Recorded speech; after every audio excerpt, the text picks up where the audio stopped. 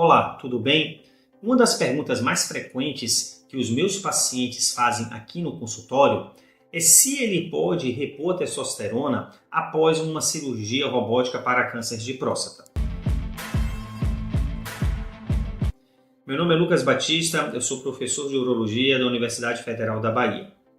Bem, a minha resposta que eu dou para esses pacientes é que depende do caso.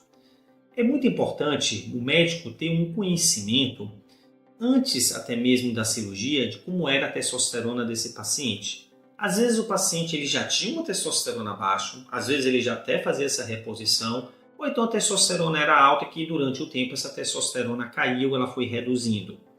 A outra coisa é saber o resultado da anatomia patológica da cirurgia. Se esse tumor ele é um tumor de baixo risco, de risco intermediário ou de risco alto.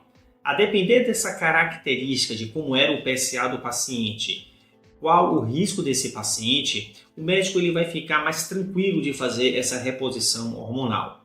Geralmente os pacientes que têm um tumor de alto risco e com margens comprometidas, tumores mais agressivos, o urologista deve ficar mais preocupado, mais cuidadoso para iniciar fazendo uma reposição hormonal, porque existe um risco maior de recidiva do tumor ao longo da vida pós-cirúrgica desse paciente.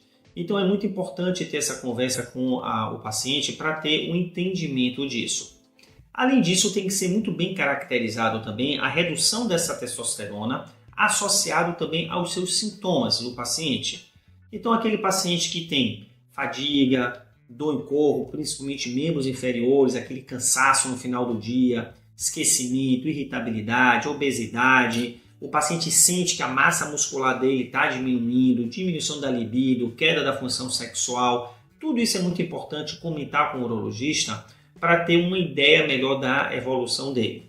A partir daí, você tem que entender que se for muito bem estabelecido que a pessoa, o paciente, ele seja encaixado em um perfil de um tumor que tem um risco leve, ou seja, um baixo risco, até mesmo um risco intermediário, ele está controlado durante aqueles anos subsequentes com um PSA menor do que 0,04, ou seja, 2 casas decimais, 0,04, esse paciente pode sim repor sua testosterona de uma maneira fisiológica, para que a testosterona alcance ali um valor de 500, 600, 700 mais ou menos. Ele pode fazer isso porque ele vai ter um aproveitamento, uma qualidade, um ganho na qualidade de vida muito importante, ao invés de permanecer com a testosterona de 180, 150, de 200, porque o paciente acaba sofrendo muito.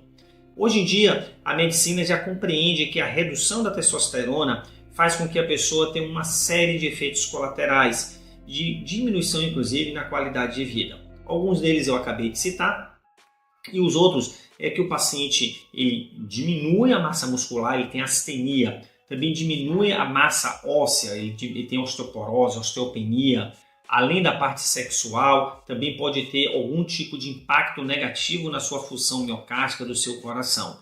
Então é interessante que ele mantenha ali a sua testosterona num nível mais fisiológico. E como é que isso pode ser feito, Dr. Lucas? Bem, a gente tem aí 3 grandes maneiras de fazer esse tipo de reposição. Uma delas, como o pessoal fala, são aqueles chips que você pode colocar, que são os pellets, são comprimidos, vamos dizer assim, que vão dissolvendo durante o tempo em que o paciente coloca no tecido subcutâneo, o médico vai prescrever.